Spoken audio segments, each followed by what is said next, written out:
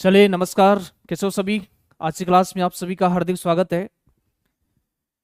जैसे कि अपन बात कर रहे हैं हिंदी व्याकरण में, आप देखिएगा पिछली कुछ क्लासेज हो चुकी है, आशा करता हूँ आपने उनको देख लिया होगा। और इसी क्रम में अपन आगे इस विषय को बढ़ाते हैं। पिछली क्लास में जैसे आप देखिएगा रस की हो चुकी है, अलंकार की क्लास हो चुकी है, हिंदी व्याकरण में बात करें तो वर्णमाला की हो गई है, संधि हो गया, उपसर्ग, प्रत्यय और विलोम शब्द भी हो गया है ना। तो ये क्लासेज आप देख लीजिएगा, इसके बाद में देख रहे होंगे आपने। और ये क्लास अपन प्रारंभ कर रहे हैं। ये क्लास वर्ग 3 वर्ग 2 वाले विद्यार्थियों के लिए तो महत्वपूर्ण है ही सही, लेकिन देखो व्याकरण में आप भी जानते हो कि चीजें वही होती है।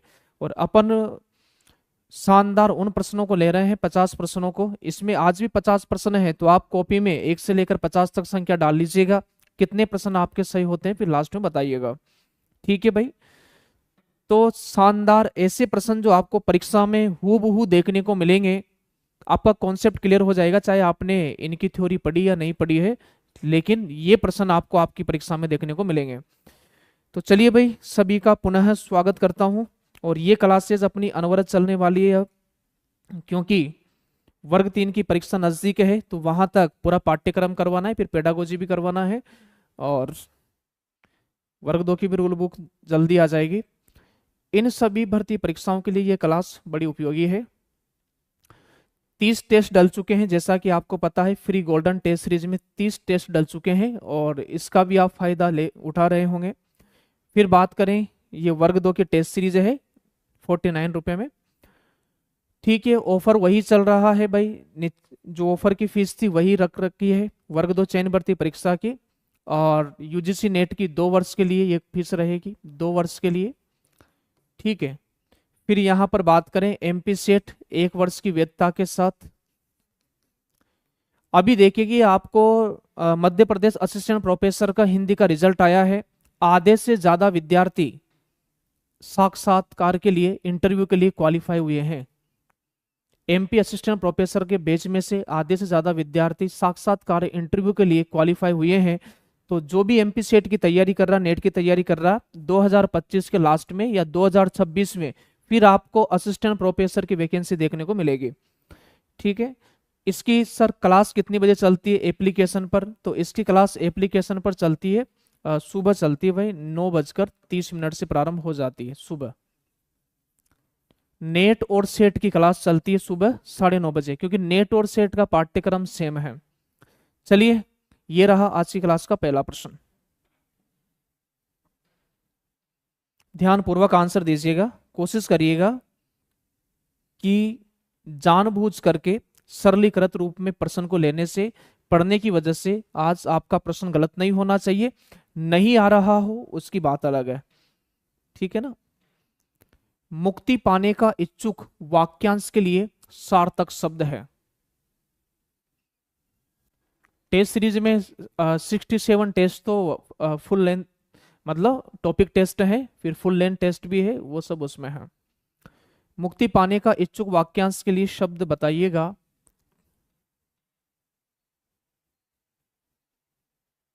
हम्म जिजीविषा, मुमुक्षु, तितिक्षा, मुमुर्सु। तो जिंदा रहने की इच्छा, वेरी गुड, बहुत बढ़िया, आपका आंसर बिल्कुल सही है। यहां पर मुमुक्षु, मुक्ति पाने का इच्छुक क्या कहलाता है सर? मुमुक्षु कहलाता है। ठीक है, लेकिन कुछ चीजें और जान लेते हैं अपन इसके साथ साथ। ठीक है ना। जैसे यहां पर बात करें जिंदा रहने की इच्छा,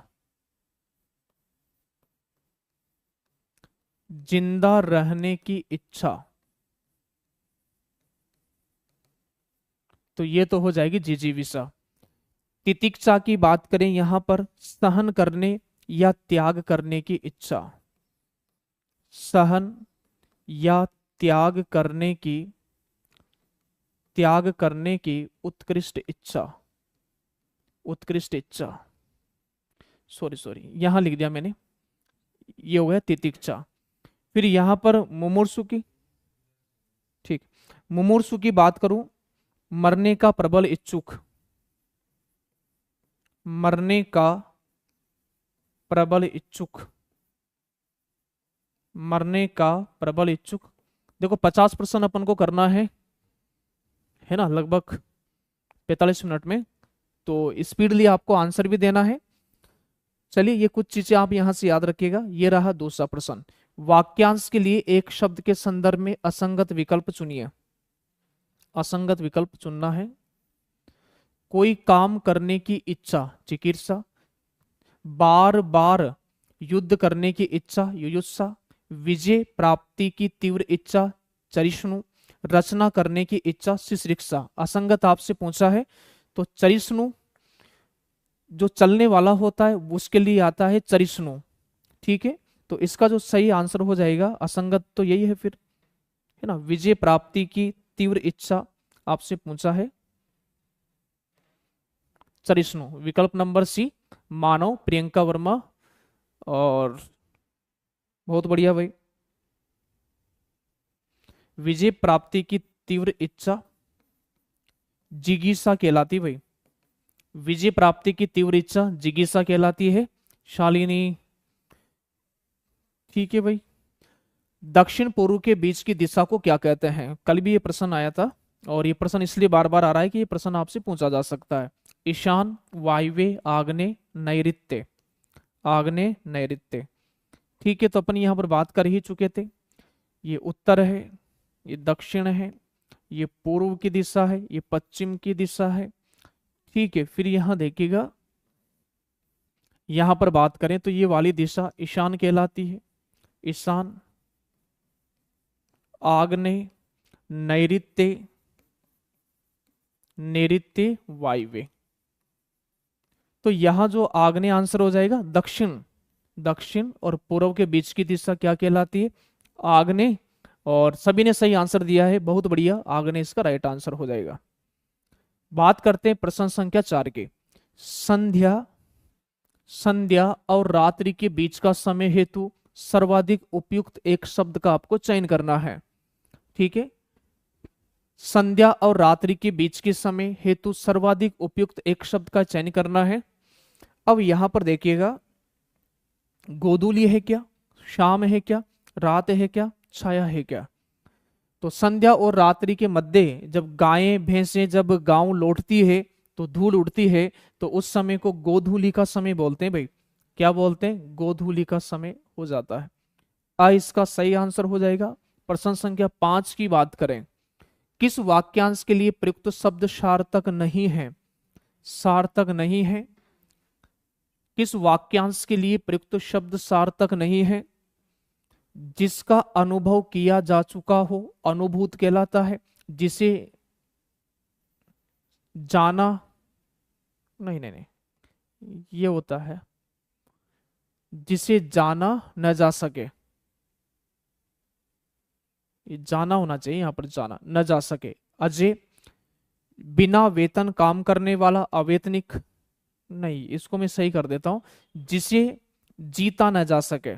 ये वाला होना चाहिए यहां पर, जिसे जीता न जा सके। तो अजय कहलाता है। दोपहर के बाद का समय, दोपहर के बाद का समय, अब बताओ। तो दोपहर के बाद का समय अपराह्न होता है भाई। क्या होता है? ये गलत हो गया, अपराह्न या फिर अपराह्न। अपराह्न होता है। पूर्वाह्न तो दोपहर से पहले का है। अब चेक करिएगा, ये कुछ यहां भी गलत हो रहा था, यहां भी गलत हो रहा था। ठीक है,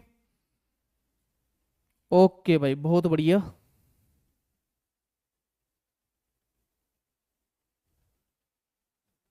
इसका सही आंसर हो जाएगा विकल्प नंबर द। असंगत नहीं वाला पूछा था आपसे। अब बात करते हैं प्रश्न संख्या 6 पर। दूसरों की त्रुटियां या दोष खोजने वाला कहलाता है। वाला आया यहां पर, वाला। ठीक है ना, यहां पर समीक्षक कहलाता है क्या? समीक्षण कहलाता है। जो साहित्यिक कृति की जो आलोचना करता है वो तो होता है समीक्षण। समीक्षक कोई होता ही नहीं है। दूसरों की दूसरों में कमियां या दूसरों में कमियां ढूंढने का कार्य जो होता है छिद्रान्वेषण, और ढूंढने वाला कहलाता है छिद्रान्वेषक। तो कुछ का आंसर आप मुझे दे दीजिएगा कि इसको अपन क्या कहेंगे। धन्यवाद सर। अब यहां से अपन बात करें किसी साहित्यिक कृति की समालोचना करने वाला। किसी साहित्यिक कृति की समालोचना करने वाला। समालोचना करने वाला उसे अपन क्या बोलते हैं? समीक्षक बोलते हैं। क्या बोलते हैं? समीक्षक बोलते हैं। बताओ आलोचक कौन होता है? आलोचक, आलोचक कौन होता है?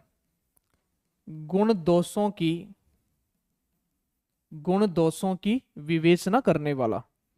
गुण दोषों की विवेचना करने वाला, विवेचना करने वाला, ये कौन होता है? आलोचक होता है।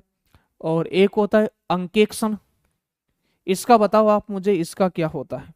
अंकेक्षण, इसका एकार्थ लिख करके बताइएगा, इसका क्या होगा?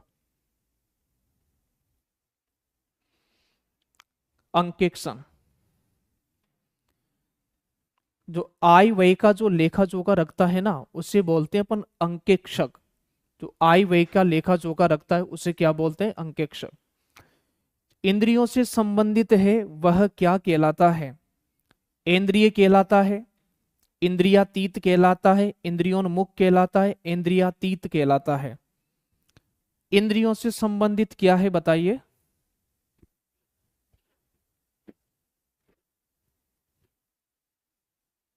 बताएं। इंद्रियों से संबंधित क्या होता है? इंद्रिय होता है।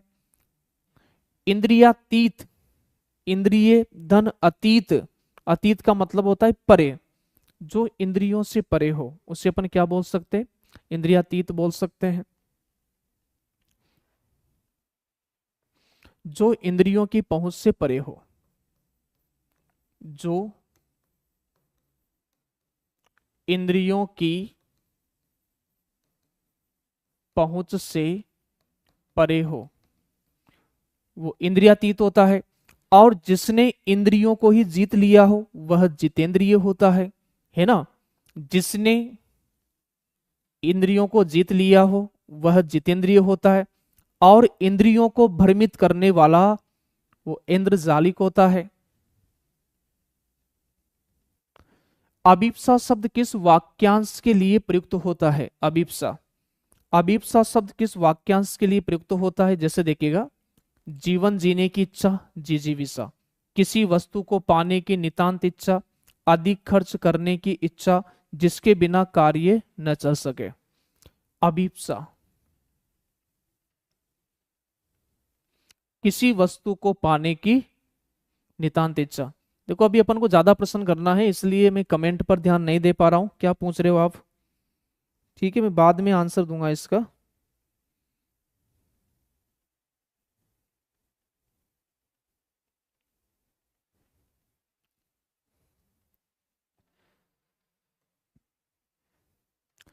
बताओ लाभ की इच्छा क्या कहलाती है? लाभ की इच्छा, इसके लिए क्या शब्द आएगा? और सांसारिक वस्तुओं को प्राप्त करने की इच्छा। सांसारिक वस्तुओं को, सांसारिक वस्तुओं को प्राप्त करने की इच्छा, इसके लिए क्या शब्द आएगा? हाँ, इसका बी आंसर, बिल्कुल सही आंसर दिया आपने। इसका तो क्या हो जाएगा? बी हो जाएगा। इसका तो हो गया है बी।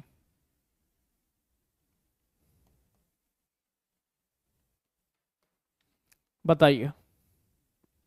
लाभ की इच्छा और सांसारिक वस्तुओं को प्राप्त करने की इच्छा। लाभ की इच्छा, उसके लिए क्या शब्द आता है? ठीक है, नहीं नहीं, लीप्सा होता है। क्या बोलते हैं? लीप्सा बोलते हैं। और सांसारिक वस्तुओं को प्राप्त करने की इच्छा, ऐषणा। ऐषणा, दोनों शब्दों को नोट कर लीजिएगा। फिर यहां पर बात करें, वह स्त्री जिसका पति परदेश से आने वाला हो उसे कहते हैं। वह स्त्री जिसका पति प्रदेश से आने वाला हो उसे कहते हैं आगत पति का, प्रोषित पति का, प्रवत्स पति का, आगमिष्यत पति का। शब्दों पर गौर करना है आपको। वह स्त्री जिसका पति प्रदेश से आने वाला हो, आ गया हो जो नहीं है, ठीक है ना, आने वाला हो, उसके बारे में आपको बताना है। आने वाला हो। वह स्त्री जिसका पति प्रदेश से आ गया हो, आगत पति का, है ना, प्रोषित पति का, जिसका पति प्रदेश गया हो, है ना। तो यहां पर आने वाला हो, आगमिष्यत पति का, ये आंसर हो जाएगा भाई इसका विकल्प नंबर द। और वह स्त्री जिसका पति परदेश जाने वाला हो, तो जाने वाला हो तो प्रवत्स्य पति का, क्या आंसर हो जाएगा, जाने वाला हो तो प्रवत्स्य पति का हो जाएगा, ठीक है। और प्रदेश चला गया हो, प्रोषित पति का बोलते हैं, राजमती है भाई। आगे देखिए यहां पर स्त्रीण शब्द के लिए सही वाक्यांश क्या है। स्त्रियों से मोह रखने वाला, स्त्रियों जैसे स्वभाव वाला, स्त्रियों से प्रभावित होने वाला, स्त्रियों को खुश रखने वाला। तो ये सीधा सीधा पूछा जाता है स्त्रियों जैसे स्वभाव वाला, सॉरी, स्त्रियों जैसे स्वभाव वाला क्या कहलाता है, स्त्रीण कहलाता है। आगत पति का होना चाहिए, बुक में पड़ा है। मानव जी इस कॉन्सेप्ट को मैं क्लियर कर देता हूं, आप चिंता मत करिएगा, ठीक है। 50% है तो फिर अपन बाद में ले लेंगे, आराम से पढ़ते हैं, चलो। वह स्त्री जिसका पति परदेश से अभी लौटा है, यह नोट कर लीजिएगा, उसे बोलते हैं आगत पति का। वह स्त्री जिसका पति प्रदेश से अभी लौटा है उसे बोलते हैं आगत पति का, ठीक है। वह स्त्री जिसका पति प्रदेश गया हो, वह स्त्री जिसका पति प्रदेश गया हो, प्रदेश गया हो, इसको भी नोट कर लीजिएगा, प्रोषित पति का। नरेश जी बाद में बात करेंगे इस पर अपन, है ना। फिर यहां पर वह स्त्री जिसका पति प्रदेश जाने वाला हो, वह स्त्री जिसका पति परदेश जाने वाला हो उसे बोलते प्रवत्स्य पति का। अब क्लियर है क्या, ठीक है। आगे बात समझ में। ऐसी स्त्री जो सूर्य भी न देख पाए, असूर्यम पश्या बोलते हैं उसको, क्या बोलते हैं, असूर्यम पश्या। तो यहां बस सही है। 11वें प्रश्न की बात करते हैं। यहां पर कम बोलने वाले को क्या कहते हैं, लघुभाषी, मितभाषी, अतिभाषी, मृदुभाषी, मृदुभाषी, है ना। फिर आपको बताना है भाई वाक पटु किसे कहते हैं, फिर वाचाल किसे कहते हैं, है ना। फिर यहां पर मृदुभाषी लिखा हुआ है, चलो मृदुभाषी, तो चलो बताइए 11वें प्रश्न का आंसर क्या होना है। प्रश्न संख्या 11 है।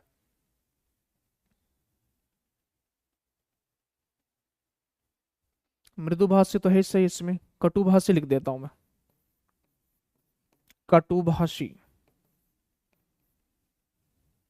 कम बोलने वाला आंसर आ रहा है कुसुम का, ऋतु का भी बी, 11वीं का बी आंसर आ रहा है। मितभाषी जो कि बिल्कुल सही आंसर आपने दिया है। अब इन पर बात कर लेते हैं। वाकपटु जो बोलने में चतुर हो, जो बोलने में कैसा हो, जो बोलने में चतुर हो। वाचाल अधिक बोलने वाला,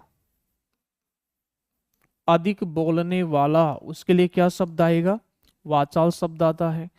कटुभाषी कड़वा बोलने वाला, कैसा बोलने वाला, कड़वा बोलने वाला। तो बताओ मीठा बोलने वाला क्या बोलते हैं? मीठा बोलने वाला मृदुभाषी हो जाएगा। बहुज्ञ शब्द का सही अर्थ है, बहुज्ञ शब्द का जो बहुत जानकार हो, जानने की इच्छा रखने वाला, जो अध्ययनशील हो, जो कम जानता हो। कम जानता हो तो ये तो अल्पज्ञ हो जाएगा।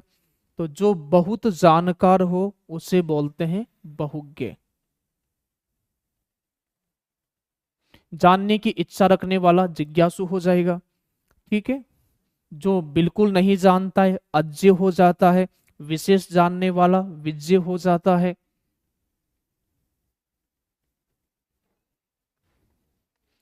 ठीक है। तो सोनू रघुवंशी जी का ए आंसर आ गया है, दीपशिका दीपू ठाकुर का।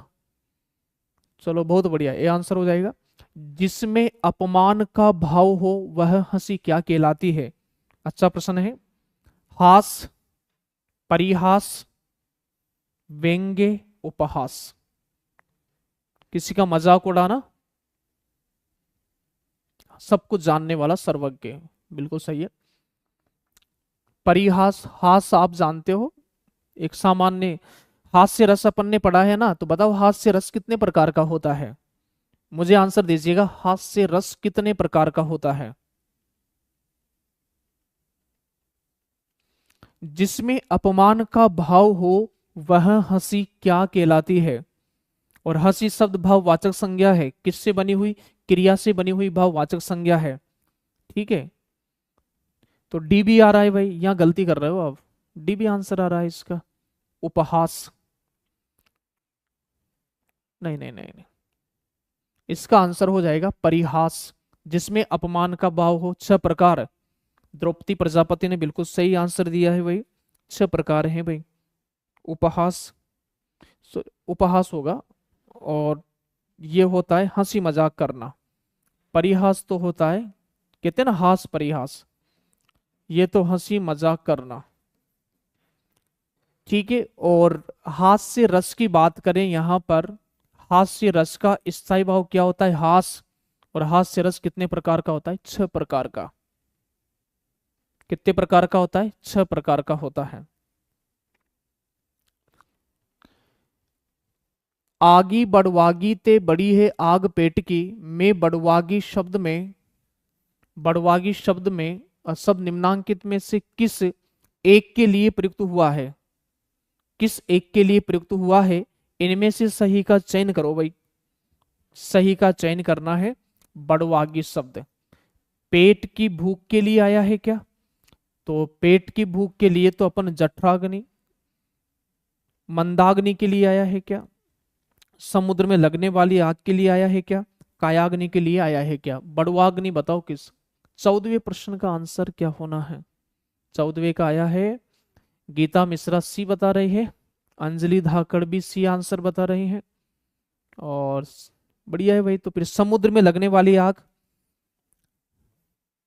सर बड़वा नल कहलाती है, बड़वाग्नि कहलाती है। ठीक है।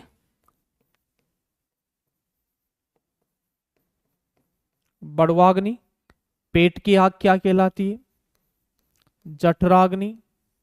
जठराग्नि जंगल में लगने वाली आग दावाग्नि कहलाती है। और विश्व में लगने वाली आग वेश्वानल कहते हैं। विश्व में लगने वाली आग को क्या बोलते हैं? वेश्वानल बोलते हैं। जो व्याकरण जानता है, जो व्याकरण का ज्ञाता हो, जो व्याकरण जानता है, उसे व्याकरण बोलते हैं, आचार्य बोलते हैं, व्याकरणीय बोलते हैं, वैज्ञानिक बोलते हैं। और इसी के साथ आप मुझे ये भी बता दीजिएगा कि हिंदी के पहले व्याकरण कौन है? तो जो व्याकरण जानता है उसके लिए सही आंसर क्या हो जाएगा? विकल्प नंबर 1 हो जाएगा, व्याकरण। ठीक है, व्याकरण हो जाएगा। अब बताइए हिंदी के पहले व्याकरण कौन है? हिंदी के पहले व्याकरण कौन है? ऑप्शन बताऊं आपको? चलो सर ऑप्शन दे दो। कामता प्रसाद गुरु, कामता प्रसाद गुरु, किशोरी दास वाजपेयी, किशोरी दास वाजपेयी, मिर्जा खां,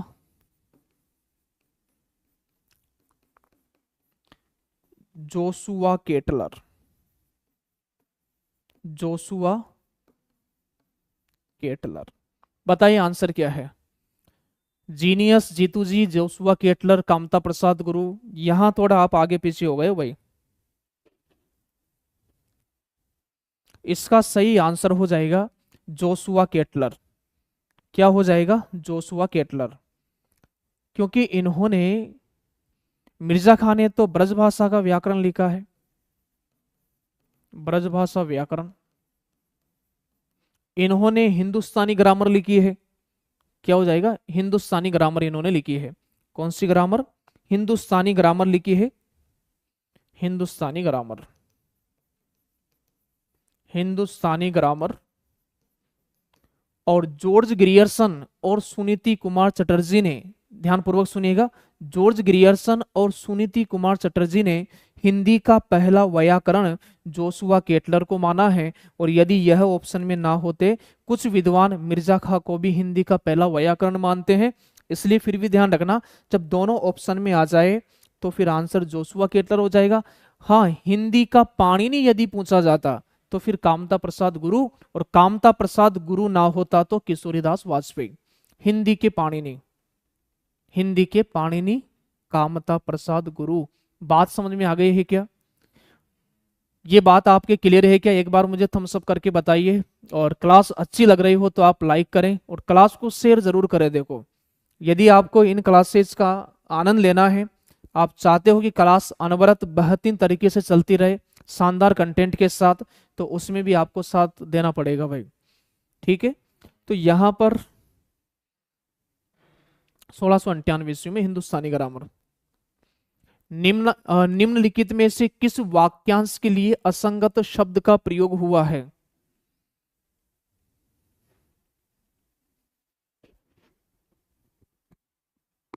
प्राकृत या अपभ्रंश का पाणिनि हेमचंद्र को बोलते हैं दीपशिका। निम्नलिखित में से किस वाक्यांश के लिए असंगत शब्द का प्रयोग हुआ है? सबको एक सा देखने वाला समदर्शी, उपकार को मानने वाला कृतज्ञ, जो पहले हो चुका हो भूतपूर्व, अच्छे आचरण वाला सदाचारी। तो इसका सही आंसर क्या होना है? विकल्प नंबर ब हो जाएगा भाई, विकल्प नंबर ब हो जाएगा।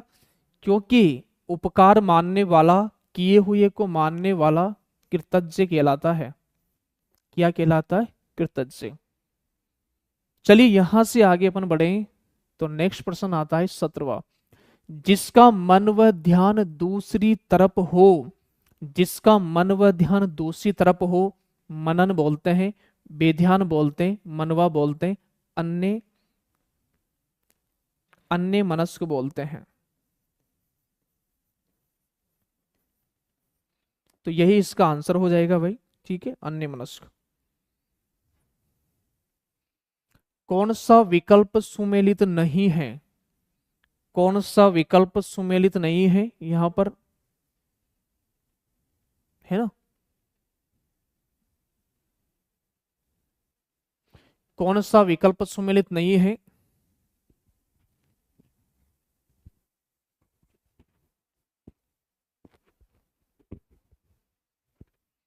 रोंगटे खड़े कर देने वाला, लोमहर्षक, वह भोजन जो नित्य गरीबों में बांटा जाता है, सदावर्त, बिना पलक झपकाए, निर्निमेष, अनुकूल प्रतिकूल स्थितियों पर जो ध्यान दूसरी तरफ रहे, अन्य मनस्क। तो वह भोजन जो नित्य गरीबों में बांटा जाता है। बताइए 18वें का आंसर क्या हो जाएगा?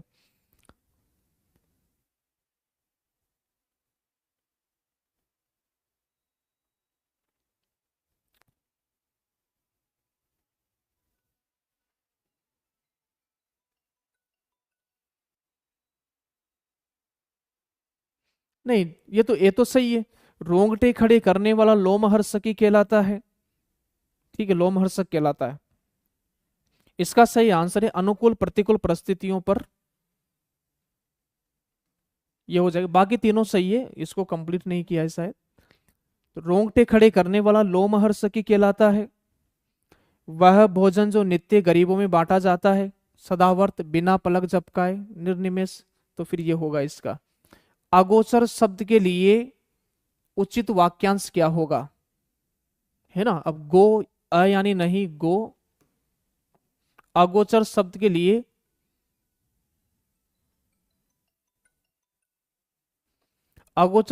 लिए उचित वाक्यांश क्या होगा? जिसका अनुभव इंद्रियों को न हो,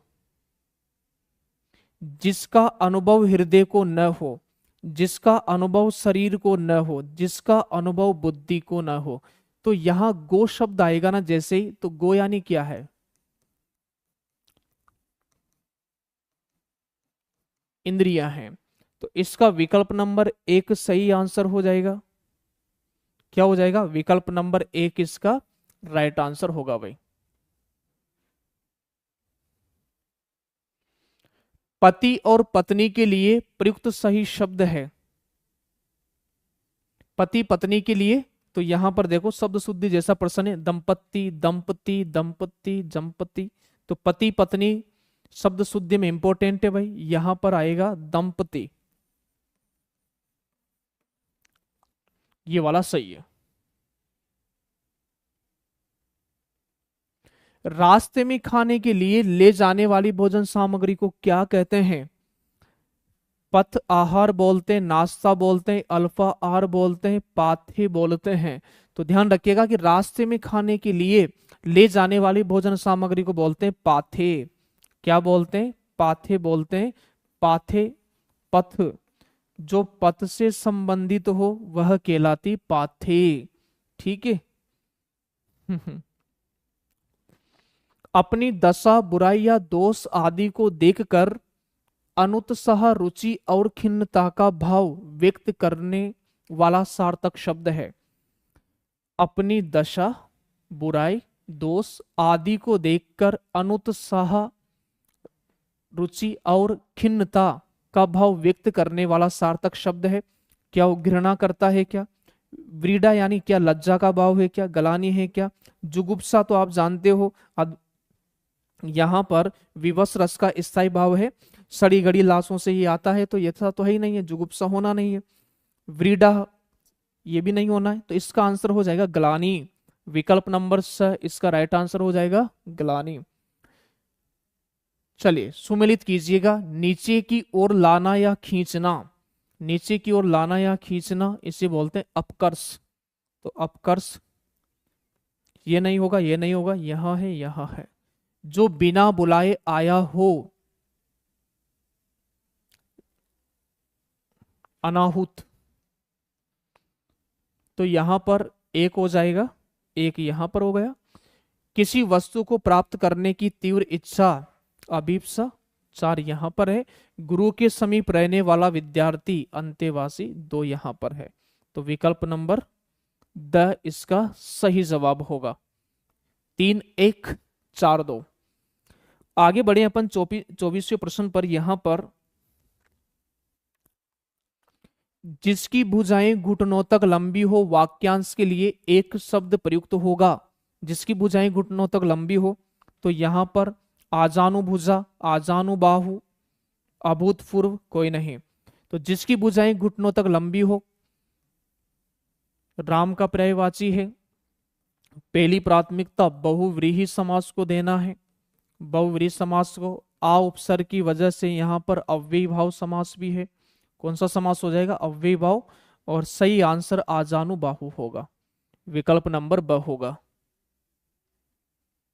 बहुत बढ़िया, शानदार आंसर आ रहे हैं आपके भी। पर्वत के नीचे तलहटी की भूमि के लिए सार्थक शब्द क्या है? अनुड़ा, अधितेका, उपतेका, अध्युड़ा। अनदन उड़ा है ना। अनुड़ा किसे बोलते हैं? ऐसी अविवाहित स्त्री जो प्रेम करती है, अनुड़ा हो जाएगा। अध्युड़ा पर्वत के नीचे की तलहटी ये कहलाती उपत्यका, और यदि ऊपर की होती तो अधित्यका हो जाता। ऊपर की होती तो क्या हो जाता? अधित्यका हो जाता। सर सर यहां पर आप हमें बताओ, अनुड़ा, अविवाहित स्त्री, अविवाहित स्त्री जो पुरुष से प्रेम करती है, ये तो ये हो जाएगा। अद्युड़ा भी याद रखना भाई, अद्युड़ा वह स्त्री जिसके पति ने, वह स्त्री जिसके पति ने दूसरी शादी कर ली हो, दूसरी शादी कर ली हो, उसे क्या बोलते हैं? अद्युड़ा बोलते हैं।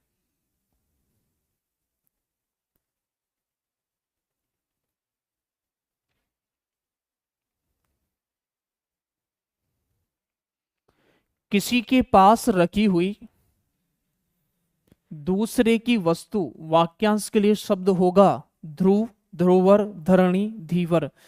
तो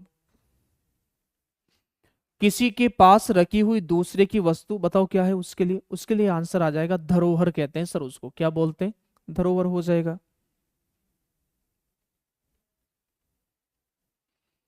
किसी टूटी फूटी इमारत या बस्ती का बचा हुआ अंश, वाक्यांश के लिए सार्थक शब्द है। किसी टूटी फूटी इमारत या बस्ती का बचा हुआ अंश भग्न बोलते हैं क्या? खंडित बोलते हैं क्या? खंडिताकार बोलते हैं क्या? भग्नावशेष बोलते हैं क्या? तो भग्नधन अवशेष दीर्घ संधि के योग से बन गया है। भग्नधन अवशेष, भग्नधन अवशेष। और मुझे याद आ रहा है कि राजस्थान रेटी में एक शब्द पूछा गया था कि ऐसा शब्द बताइए जिसमें संधि और प्रत्यय का काम हो, बहुवचन का काम हो, ऐसा शब्द पूछा था। और उसका भी आंसर यह माना था, भग्नावशेषों। ओ प्रत्यय लग गए हैं यहाँ पर, भग्नावशेषों, ये वाला। चलिए इसका आंसर तो बड़ा इजी आपने दिया है आंसर, क्योंकि ऑप्शन के आधार पर भी पता चल जाता है, ऑप्शन सरल होते हैं तो फिर आंसर पर पहुंच जाता है बच्चा। बुरे भाव से की गई संधि को कहते हैं, दुर्बी संधि बोलते हैं, छदम संधि बोलते हैं, कूट संधि बोलते हैं, दुष्ट संधि बोलते हैं। हाँ राजस्थान रेट में आया था। तो बुरे भाव से की गई संधि दुर्बी संधि हो गई भाई। दुर यानी किस अर्थ में आता है? बुरे अर्थ में आता है। और इसमें से एक प्रश्न और पूछा जाता है, कितने उपसर्ग हैं? दुर है, अभी है, अभी है, सम है और धी है। तो यहां पर देखो 1 2 3, 3 उपसर्ग है इसमें। कितने उपसर्ग है? 3। वह जो शीघ्र उत्तर देने की बुद्धि रखता है, वाक्यांश के लिए उपयुक्त शब्द है। वह जो शीघ्र उत्तर देने की बुद्धि रखता है, बताओ। विशेषज्ञ, बुद्धिमान, वाक्पटु, प्रत्युत्पन्नमति, प्रत्युत्पन्नमति। ठीक है। शीघ्र, विशेषज्ञ विशेष जानने वाला, वाक्पटु बोलने में चतुर, दोनों होना नहीं है, बुद्धिमान होगा नहीं, प्रत्युत्पन्नमति इसका सही आंसर हो जाएगा विकल्प नंबर डी। रितिका जी ने भी बिल्कुल डी आंसर दिया है, और हिंदी साहित्य मस्ती ने भी डी दिया है, पूनम। चलो भाई, आपको सब कुछ अच्छे से आपने क्लियर कर रखा है चीजों को। इनमें से किस विकल्प में वाक्यांश के लिए सही शब्द नहीं है? वह जो किए का उपकार माने, कृतज्ञ। वह जो कभी बूढ़ा न हो, अजर। सूर्य के अस्त होने का समय, प्रदोष। बिना पलक झपकाए, निमिलित। तो बिना पलक झपकाए अपन ने देखा है निर्निमेष होता है। क्या होता है? अपलक बोल दो आप, अपलक बोल दो इसको। तो यही होना है विकल्प नंबर द। चलिए यहां से आगे बढ़े, 31वें प्रश्न की बात करें। जो वचन से न बताया जा सके, वाक्यांश के लिए उपयुक्त शब्द है, मतलब जिसका वर्णन ही नहीं किया जा सके शब्दों में। अनिर्वचनीय, वचनीय, अवचनीय, बेवचनीय। जो वचन से न बताया जा सके। चलो इसका अनिर्वचनीय हो जाएगा।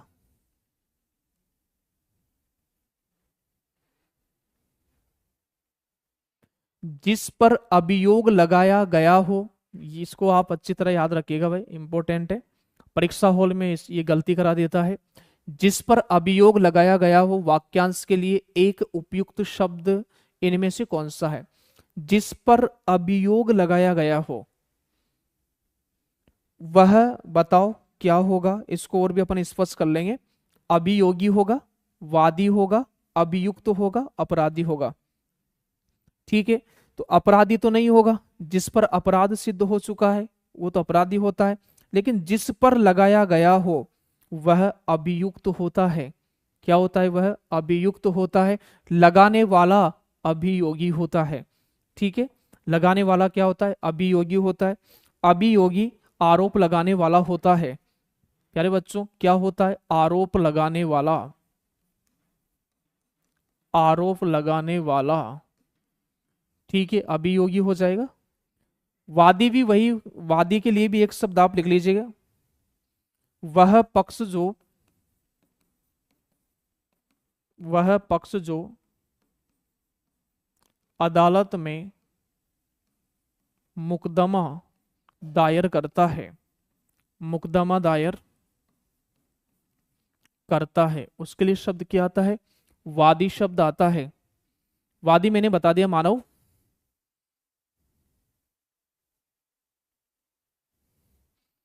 प्रतिवादी भी लिख लो फिर।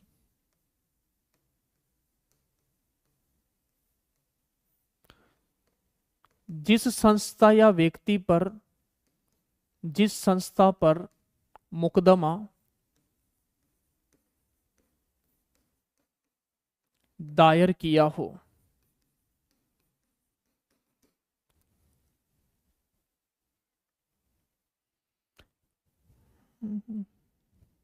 चलिए, कही हुई बात को फिर कहना वाक्यांश के लिए सार्थक शब्द है, बताओ। टेस्ट का सॉल्यूशन पहले टॉपिक टेस्ट का कराएंगे, उसके बाद में कराएंगे फिर। ठीक है, पहले आप 30 टेस्ट को दे लीजिएगा, उन टेस्टों को सॉल्यूशन अपन बाद में करेंगे। पहले जितने भी टॉपिक टेस्ट है ना, जितने भी व्याकरण के टॉपिक वाले हैं उनको पहले करेंगे अपन। कही हुई बात को फिर कहना वाक्यांश के लिए सार्थक शब्द है। पूर्वग्रह तार्किक वाचाल, तो इसका पिष्ट पेशन बोलते हैं इसको। कही हुई बात को बार बार कहना, उसे क्या बोलते हैं? पिष्ट पेशन बोलते हैं।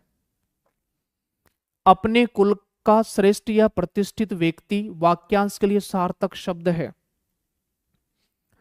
तो कौन सा हो जाएगा? एक इसका होता है कुल केतु। केतु यानी क्या होता है? ध्वजा, तो ये हो जाएगा। और इसमें देखिएगा कुलांगार, जिसके उत्पन्न से कुल में दुख उत्पन्न हो जाए उसे कुलांगार बोलते हैं, है ना। कुलकंटक, जो कुल में कांटे पैदा करे, कुलकंटक। श्रेष्ठ कुल का उसे क्या बोलते हैं? कुलीन बोलते हैं। श्रेष्ठ कुल का क्या होता है? कुलीन होता है। जिसको वश में करना कठिन हो, वाक्यांश के लिए सार्थक शब्द कौन सा है? दुस्तर है, दुर्वह है, दुर्दांत है, दुरूह है। बड़ा अच्छा प्रश्न है भाई, और इसके चारों विकल्प को आप नोट कर लीजिएगा अच्छी तरह से, है ना। चारों विकल्प में से प्रश्न आ सकता है। ठीक है,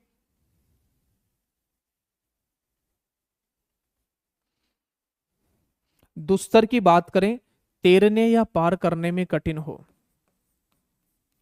तैरने या पार करने में कठिन हो। तैरने या पार करने में कठिन हो, दुस्तर हो जाएगा। फिर यहां पर बात करें जो वहन करने में कठिन हो, जो वहन करने में कठिन हो, जो वहन करने में कठिन हो, दुर्वह हो जाएगा। दुर्दांत, जिसको वश में करना कठिन हो, जिसको वश में करना कठिन हो, उसके लिए आंसर क्या हो जाएगा? दुर्दांत हो जाएगा। नहीं, सी आंसर होगा भाई इसका। कौन आवे?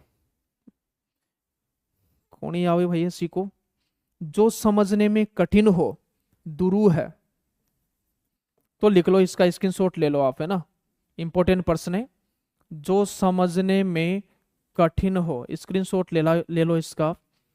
ठीक है, चारों ही विकल्प आपको अच्छे से आना चाहिए। किस विकल्प में वाक्यांश के लिए प्रयुक्त शब्द सार्थक नहीं है? फिर नहीं वाला प्रश्न आ गया है, नहीं है। जो आप से आप यानी अपने आप उत्पन्न हुआ हो, सहजात। जिसकी विवेक बुद्धि स्थिर हो, स्थिर प्रज्ञ, स्थित प्रज्ञ। समय पर जिसकी बुद्धि ठीक कार्य करे, प्रत्यु उत्पन्नमति। जो रोका हुआ न हो, अनिरुद्ध। तो ये भी सही है, प्रत्युत्पन्नमति, स्थित प्रज्ञ। जो आपसे आप उत्पन्न हुआ हो, विकल्प नंबर 1 हो जाएगा। ये नहीं होगा भाई। ठीक है,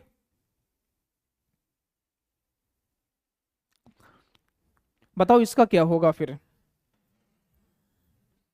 इसका क्या होना चाहिए? आपका ये आंसर गलत आ रहा है लगभग सभी का। सी आंसर दे रहे हो आप, जो कि गलत है। जो आप से आप उत्पन्न हुआ हो। अरे आप से तात्पर्य यहां पर क्या है? स्वयं। स्वयं। जो स्वयं उत्पन्न हुआ हो उसे बोलते हैं स्वयंभू। क्या बोलते हैं?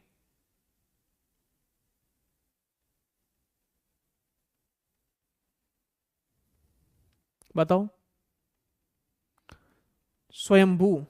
सहजात। जिसकी जाति समान हो उसे बोलते हैं सहजात। चलो इसको याद करिएगा अच्छे से। साथ में जन्म लेने वाला भी हो सकता है। सहजात किसको बोल सकते हैं? या तो आप इसको साथ में जन्म लेने वाला, साथ में जन्म लेने वाला। 30 फ्री टेस्ट है भाई, वर्तिका क्लासेस एप्लीकेशन पर। असंगत विकल्प का चयन करिएगा। जिसने ऋण चुका दिया है, उत्मरण। प्रशंसा के बहाने निंदा करना, अलंकार अपन ने पढ़े हैं। व्याज निंदा कहलाता है। निंदा के बहाने प्रशंसा, व्याज स्तुति कहलाता है। पर्वत का निचला मैदानी भाग, उपत्यका कहलाता है। जब 3 आपको आ ही रहे हैं तो यहां कंफ्यूज होने की कोई बात ही नहीं रही ना, क्योंकि यहां पर जिसने ऋण चुका दिया है वो तो कर्जे से मुक्त हो गया, और कर्जे से मुक्त हो गया तो उऋण हो गया वो तो। उत्मरण। उत्मरण कौन होता है? ऋण देने वाला। और अधमरण कौन होता है? अधमरण। इसका संधि विच्छेद बताओ क्या होगा? अदमदन ऋण। सर गुण संधि है क्या? जी हाँ बिल्कुल है। यह अधमरण कौन होता है? ऋण लेने वाला। ऋण लेने वाला। उत्मरण कौन होता है? ऋण देने वाला। और जिसने ऋण चुका दिया है वो तो उऋण हो गया फिर, तो यही हो जाएगा। बात करें कौन सा वाक्यांश युग्म संगत नहीं है? कोई काम करने की इच्छा, चरिष्णु। आकाश में असंख्य तारों का प्रकाशपुंज, निहारिका। जो पहले कभी न हुआ हो, अभूतपूर्व। जो हृदय को पिघला दे, हृदय द्रावक। तो यहां पर देखिएगा, नहीं आपसे पूछा है। आकाश में असंख्य तारों का समूह निहारिका कहलाता है। जो पहले कभी न हुआ हो, अभूतपूर्व कहलाता है। जो हृदय को पिघला दे, हृदय द्रावक कहलाता है। तो कोई काम न करने की इच्छा, चरिष्णु तो बताओ चलने वाला, पहले भी आया है। तो इसी वजह से यहां पर विकल्प नंबर अ इसका सही जवाब होगा। ठीक है, 38वें प्रश्न का सही आंसर क्या होना है? कोई काम करने की इच्छा, कोई काम करने की इच्छा कर्मेच्छा कहलाती है। कर्मेच्छा का संधि विच्छेद क्या होगा सर? कर्मधन इच्छा होगा। संधि का नाम लिखकर बताओ कौन सी संधि है। किस वाक्यांश के लिए प्रयुक्त शब्द सार्थक नहीं है? किस वाक्यांश के लिए प्रयुक्त शब्द सार्थक नहीं है? पति धर्म ही जिसका व्रत हो, पतिव्रता। शोक की शुरुआत, शोकांत। सुंदर आकार वाला, सुडौल। हिंसा करने वाला, हिंसक। हिंसा करने वाला। तो प्रिय साथियों यहां पर शोकांत हो जाएगा। क्या हो जाएगा? शोक की शुरुआत। तो शोक की शुरुआत तो शोकारंभ है। क्या है? शोक का आरंभ है, शोकारंभ है। और शोकांत, शोक का अंत है, क्या हो जाएगा, शोक का अंत होगा। जिसका वर्णन न किया जा सके वाक्यांश के लिए एक प्रयुक्त शब्द होगा।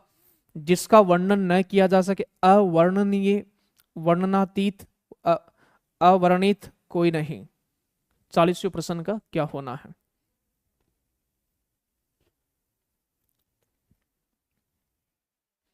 जिसका वर्णन न किया जा सके, गुण संधि, बहुत बढ़िया। 40 का आंसर क्या होगा, तो मानव का ए आया है, दीक्षा मीना और नीरू दुबे 40 का बी बता रहे हैं, दीपसी का ए बता रही है, रितु ए बता रही है।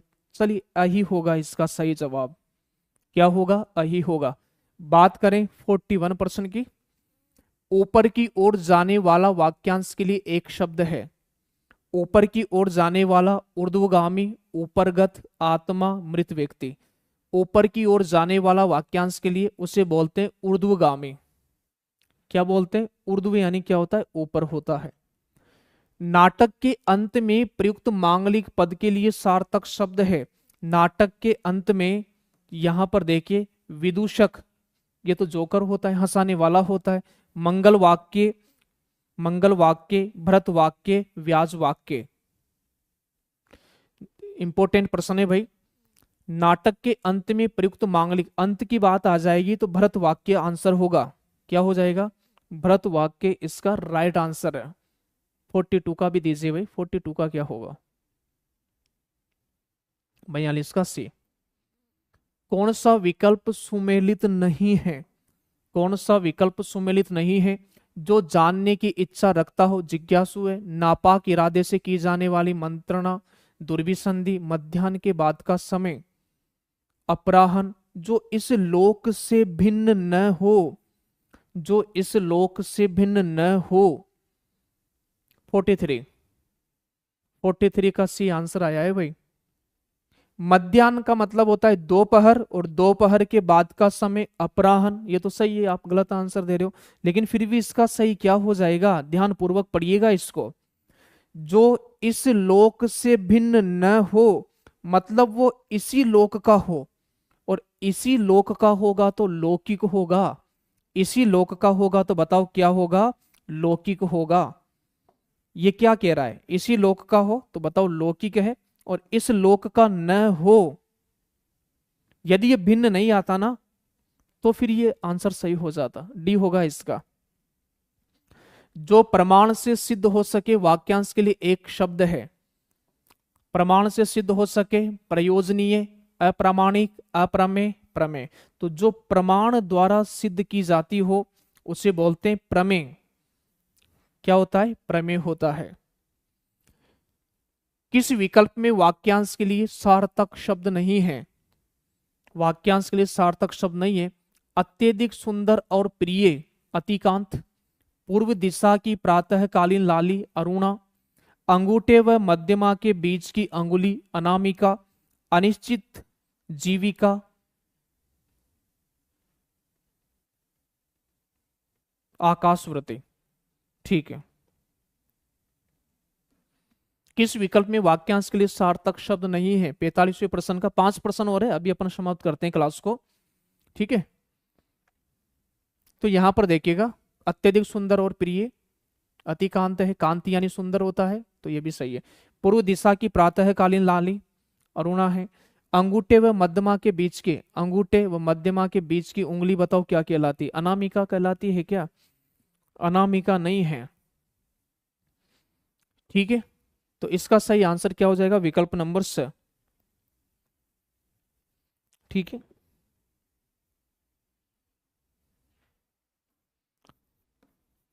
कौन सी कहलाती, तर्जनी कहलाती, तर्जनी। क्या कहलाती, तर्जनी कहलाती सर, हाँ बिल्कुल। और जिसमें सगाई की अंगूठी पहनाई जाए, ध्यान रखना, जिस अंगुली में सगाई की अंगूठी पहनाई जाए उसे बोलते अनामिका, और सबसे छोटी अंगुली को बोलते कनिष्ठा। आपाद मस्तक शब्द के लिए एक सार्थक शब्द है, ये पहले भी आ चुका है, इसलिए इसको मैं जल्दी से आंसर लगा दूं। आपाद यानी पैर, मस्तक यानी सिर, तो पैर से लेकर मस्तक तक। क्या हो जाएगा, पैर से लेकर मस्तक तक। अक्षमात या एकाएक घटित होने के लिए उपयुक्त एक शब्द है आक्रामक, आद्योपांत, आदि भौतिक, आकस्मिक। तो जो अक्षमात हो जाता है उसे अपन क्या बोलते हैं,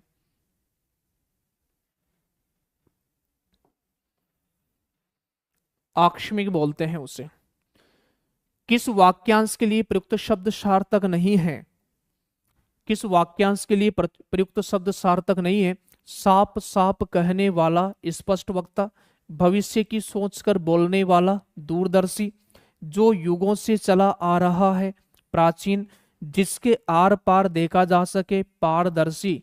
तो इसका जो सही जवाब क्या होना है सर, इसका सही जवाब हो जाएगा जो युगों से चला आ रहा है वह तो सनातन होता है। क्या होता है सर, वह तो सनातन होता है। गुप्त रूप से किया गया विचार विनिमय वाक्यांश के लिए एक शब्द प्रयुक्त है। षड्यंत्र बोलते हैं क्या, हितैषी बोलते हैं क्या, गोपनीय कोई नहीं। बताइए, गुप्त रूप से किया गया विचार विनिमय वाक्यांश के लिए सही शब्द क्या है। 49 की बात करें, ठीक है भाई, षड्यंत्र, सॉरी षड्यंत्र नहीं होगा, गोपनीय होगा इसका आंसर। ये रहा आज की क्लास का अंतिम प्रश्न। ज्ञान नेत्र से देखने वाला अंधा व्यक्ति, ज्ञान नेत्र से देखने वाला अंधा अंधा व्यक्ति, जिसके मतलब ज्ञान के चक्षु हो, आंखें नहीं हो लेकिन उसकी बुद्धि तो हो, उसे ही तो बोलते हैं अपन ज्ञानी महात्मा, प्रज्ञा चक्षु। आंसर क्या हो जाएगा, विकल्प नंबर अ हो जाएगा। और ठीक है भाई, अभी मेरी क्लास होगी, ये क्लास 7 बजे काव्य क्लासेस के यूट्यूब चैनल पर। ठीक है भाई, शिक्षा शास्त्र की क्लास से काव्य क्लासेस के यूट्यूब चैनल पर होने वाली है भाषाई कौशल क्लास फर्स्ट। वर्ग 3 के जितने भी विद्यार्थी हैं क्लास को उनके पास जरूर शेयर करें। आज थोड़ा समय कम था, फिर मुझे लग रहा था कि 25-30% कर पाएंगे, आपका साथ रहा, उसी समय में 50 भी हो गए भाई। अभी जस्ट मेरे बाद क्लास रहेगी सर की। फिर कल अपनी क्लास रहेगी पर्यायवाची शब्द, कल अपनी क्लास रहेगी पर्यायवाची शब्द। और एक बार आप टेलीग्राम को ज्वाइन कर लें भाई। पर्यायवाची शब्द कल हो सकता है कि 50% 1 घंटे में करना बड़ा मुश्किल है, तो हो सकता है क्लास आपकी थोड़ी पहले हो जाए, हो सकता है 4:30 बजे हो जाए, ठीक है ना। और फिर अपने यहाँ से बात करें, अगली क्लास यह रहेगी। और यदि वर्ग 3 में ऑनलाइन ऑफलाइन आप हमसे जुड़ना चाहो तो अभी वर्ग 3 की जो फीस है 2 अक्टूबर तक ऑफर है 499 रुपये में, ठीक है। वर्ग 3 वाले विद्यार्थियों को आप सूचित कर सकते हो। ये हमारा ऑफलाइन बैच है काव्य क्लासेस गुना पवन श्री मांगलिक भवन, ये बैच नंबर 2 है, ठीक है। और यूट्यूब क्लासेस का शेड्यूल इस प्रकार से रहेगा, जिसमें मेरी क्लास रहेगी 7 से 8 बजे काव्य क्लासेस के यूट्यूब चैनल पर। और फिर 7 से 8 के बाद पर्यावरण की क्लास 8 से 9 है, बाल विकास की 9 से 10 है, और गणित की 10 से 11 है। और अंग्रेजी की क्लास सुबह 7 से 8 एप्लीकेशन पर रहती है, ठीक है भाई। तो आज की क्लास में इतना ही। वर्ग 3 वाले जितने भी विद्यार्थी हैं 7 बजे जरूर जुड़िएगा, मजा आएगा। पेडागोजी की पहली क्लास है और लगभग आपके 35-40 दिन तक अपन पूरी शिक्षा शास्त्र को कंप्लीट कर लेंगे। आज की क्लास में इतना ही। क्लास अच्छी लगी हो तो लाइक करें, अपने साथियों को जरूर पहुंचाइएगा। और कल और बेहतरीन क्लास के लिए पर्यायवाची शब्दों को लेकर तैयार रहिएगा। टेलीग्राम ज्वाइन नहीं किया हो वर्तिका क्लासेस का ज्वाइन कर लीजिए, क्योंकि कल इस क्लास का, क्योंकि पर्यायवाची शब्दों में ज्यादा समय चाहिए तो क्लास का टाइम और पहले हो सकता है, लगभग 1.5 घंटे क्लास में 50% किए जा सकते हैं। चलिए, बहुत बहुत धन्यवाद विद्यार्थियों, नमस्कार।